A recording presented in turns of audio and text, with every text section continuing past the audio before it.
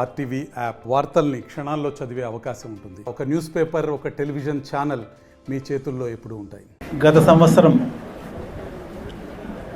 వర్షాలు పూర్తిగా తగ్గిపోయి వర్షాలు రానందువల్ల ఈ సంవత్సరం నీటి ఎద్దడి చాలా ఎక్కువగా ఉంది.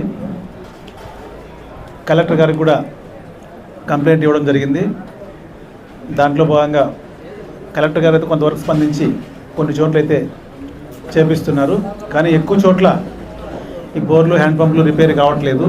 మోటార్లు కూడా చాలా చోట్ల కాలిపోయాయి. సర్పంచ్లంతా కూడా ఆల్రెడీ 2-3 సార్లు కట్టించి డబ్బులు పెట్టుకున్నారు.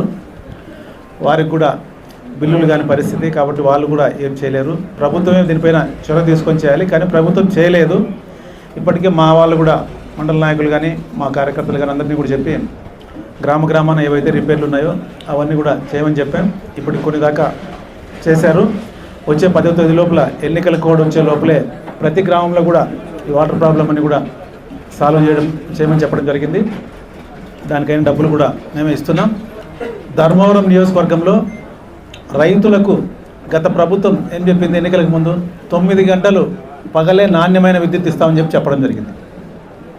ఇప్పుడు కేవలం పగలు 4 నుంచి 5 గంటలు, అది కూడా అరగంటకోసారి కట్ చేసి ఇచ్చే పరిస్థితి. ఎక్కడా కూడా పూర్తిగా సరిగా సప్లై చేయని పరిస్థితి. రాత్రిపూట కూడా 2-2.5 గంట ఇస్తున్నారు. అది కూడా అరగంట, 3/4 గంట ఇచ్చి నీళ్లు మోటార్ పెడితే పూర్తిగా కాలంలో ముందుకు పోయే పరిస్థితి లేకుండా అరగంట కరెంటు పోతే మళ్ళీ ఎడగాలో పడ్డం, మళ్ళీ నీళ్లు పోవాలంటే ఇబ్బందికర పరిస్థితులు. దాంతోపాటే గత నెల రోజులుగా చాలా వరకు రైతుల మోటార్లు కాలిపోయాయి. లో వోల్టేజ్ ధరలు చాలా వరకు. ఎందుకంటే వోల్టేజ్ కరెక్ట్గా ఉంటే ఇబ్బంది లేదు, అది కూడా కట్ చేసి ఇవ్వడం, ప్రతిసారి ఆన్ చేయడం, ఆఫ్ చేయడం, ఆ ఇబ్బందితో ప్రతి మండలంలో కూడా 100 మోటార్లు కాలిపోయిన పరిస్థితి ఈరోజు కనిపిస్తూ ఉంది. రైతులంతా కూడా నా దృష్టికి తెచ్చారు. కనీసం ఎన్నికల సమయం ఇప్పటికైనా ప్రభుత్వం మేల్కొని ఏదైతే పవర్ షార్టేజ్ ఉందో దాన్ని తప్పకుండా పక్క రాష్ట్రాల నుంచి కొని ఇవ్వాలని చెప్పి డిమాండ్ చేస్తున్నాం. 2014 నుంచి 19 వరకు చంద్రబాబు నాయుడు గారు ఉన్నప్పుడు తెలంగాణలో షార్టేజ్ ఉండేది, ఆంధ్ర రాష్ట్రంలో సఫిషియెంట్గా కరెంట్ ఇచ్చే పరిస్థితి. అటువంటిది ఈరోజు మాత్రం ఈ రాష్ట్రంలో పూర్తిగా అధ్వానమైన పరిస్థితి. ఏదైతే ఆయన ముఖ్యమంత్రి అయితేనే ఈ సోలార్, విండ్ వాళ్ళకు కూడా బిల్లులు చెల్లించకుండా వాళ్ళందరినీ ఇబ్బంది పెట్టడం, వాళ్ళంతా కూడా ఈరోజు ఆర్బిట్రేషన్ ద్వారా కోర్టుకు పోవడం, రకరకాలుగా రాష్ట్రాన్ని ఏ విధంగా నాశనం చేయాలో ఆ విధంగా నాశనం చేసే పరిస్థితి. 3 రాజధానులు అన్నాడు. వైజాగ్లో ఆయన ఉండేకి మాత్రం 500-600 కోట్లతో ఒక ఇల్లు కట్టుకున్నాడు. కర్నూలులో కనీసం కోర్టు, న్యాయ రాజధాని అన్నాడు, కనీసం ఒక కోర్టు కొత్త కట్టిన పరిస్థితి లేదు. కేవలం పేరుకే రాజధాని. ఇవన్నీ అయిపోయేప్పుడు అదే నాయకులు ఇంకా 5 ఏళ్ళు మాకు తెలంగాణలో ఉంటే మా భూములన్నీ అక్కడ ఉన్నాయి, ఇంకా బాగా డెవలప్ కావాలి కాబట్టి అదే రాజధానికి పెట్టండి అని చెప్పే పరిస్థితి. ఎవరైనా కూడా వాళ్ళ రాష్ట్రం అభివృద్ధి కావాలంటే తప్పకుండా రాజధాని కట్టుకొని, రాజధాని అభివృద్ధి అవుతే ట్యాక్సులు కావచ్చు, బిల్డింగ్లు కావచ్చు, రకరకాల రూపంలో ఆదాయం వచ్చే పరిస్థితి ఉంటుంది.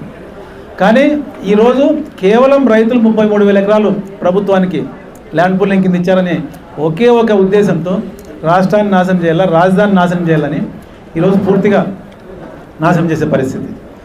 ఇప్పటికైనా జగన్మోహన్ రెడ్డి గారు కళ్ళు తెరిచి ఎంతో కొంత రాజధాని ఏదని చెప్పి డెవలప్మెంట్కి పోతే బాగానే ఉంటుంది. కానీ ఇప్పుడు రాజధాని ఏరియాలో కనీసం జగన్మోహన్ రెడ్డి పార్టీకి డిపాజిట్ కూడా వచ్చే పరిస్థితి లేదు. ఈస్ట్ వెస్ట్ కానీ, కృష్ణా, గుంటూరు చాలా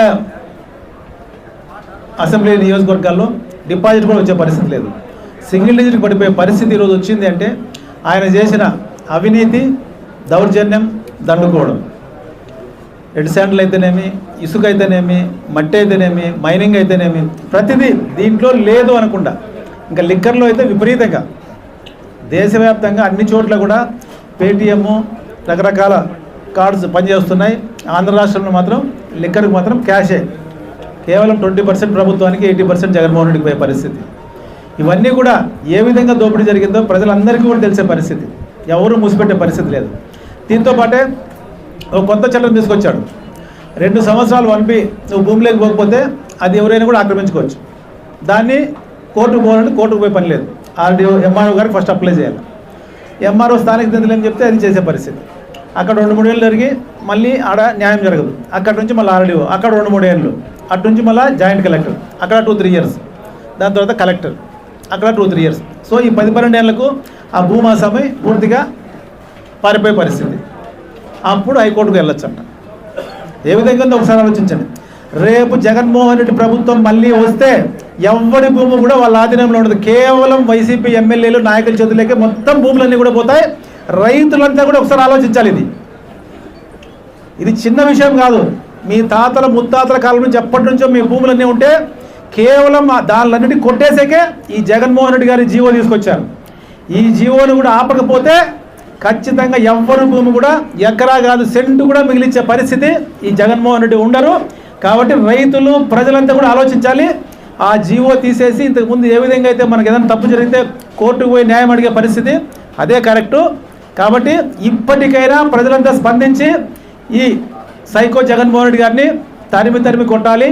అదేవిధంగా ఇక్కడ స్థానిక శాసనసభ్యుడు వెంకట్రామరెడ్డి చేసిన అవినీతి దాదాపు 3,500 నుంచి 4,000 కోట్లు, ఇసుక, లిక్కరు, గంజాయి, రకరకాలుగా పోలీస్ అధికారులు దొంతులుగా పెట్టుకొని ఇక్కడ చేయని దందా లేదు. పోలీస్ అధికారులు కోర్టు స్టేషన్కి పిలిపించి రిజిస్టర్ చేయించే పరిస్థితి ఈరోజు. ₹1,00,000 భూమి కూడా 2 లక్షలు ఇచ్చి రిజిస్టర్ చేయించి తన్ని పంపించే పరిస్థితి. ధర్మవరంలో పాలేగాల రాజ్యం నడుస్తుంది, కానీ ఎక్కడా కూడా ప్రజల పాలన నడచలేదు. కాబట్టి తప్పకుండా ఎవరెన్ని చెప్పినా ఈ వచ్చే ఎన్నికల్లో వెంకట్రామరెడ్డి ఏదైతే ఓటు అడిగకపోతారో ఆయన బాధితులే ఖచ్చితంగా ఆయన బట్టలు చెప్పి తరిమి కొడతారని చెప్తున్నాం. మేము కూడా ఇంకొక 4-5 రోజుల తర్వాత తాడిమర్రి మండలం ఫస్ట్ స్టార్ట్ చేస్తున్నాం క్యాన్వాస్. దాని తర్వాత ముదుగుబ్బ, బత్తలపల్లి, ధర్మవరం రూరల్, ధర్మవరం టౌను తొందర నెక్స్ట్ వీక్ నుంచి స్టార్ట్ చేస్తాం. ఎవరిని చెప్పినా ధర్మవరం నియోజకవర్గం నుంచి ఎమ్మెల్యేగా నిలబడుతున్నాం. 1,00,000 మెజారిటీతో ఖచ్చితంగా గెలుస్తున్నాం. ఇప్పటికైనా అటు జగన్మోహన్ రెడ్డి కావచ్చు, ఇటు స్థానిక కోతిరెడ్డి కావచ్చు, ప్రజలకు క్షమాపణ చెప్పి ఏవైతే 100 ఎకరాలు లాక్కున్నారో ఆ భూములన్నీ వాళ్ళకి ఇచ్చి మంచి చేస్తే తప్పకుండా స్వాగతిస్తాం.